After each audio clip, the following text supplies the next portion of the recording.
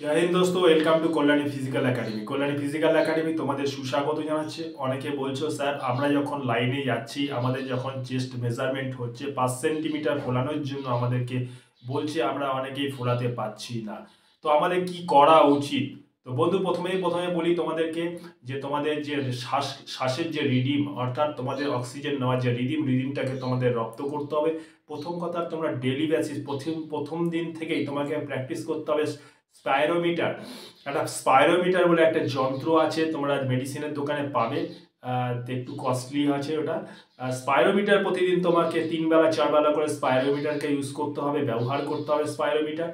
আর তাছাড়া তোমাদের প্রতিদিন বুকের ছাতিটাকে ফোলাতে হবে, অর্থাৎ দমটাকে উপরের দিকে টেনে ধরে বুকটাকে ধরে রাখতে হবে এবং আস্তে আস্তে আস্তে আস্তে যতক্ষণ ধরে রাখবে ম্যাক্সিমাম টাইম ধরে রেখে ধীরে ধীরে ছাড়তে হবে। বিড়ি সিগারেট খেলে চলবে না, এটা তোমাদের মাথায় রাখতে হবে। এবং 3 বেলা শ্বাস যেসব শ্বাস নেওয়ার যে এক্সারসাইজগুলো আছে, এক্সারসাইজগুলো করতে হবে। আশা করি তোমাদের 5 মিনিট তোমরা ফোলাতে পারবে।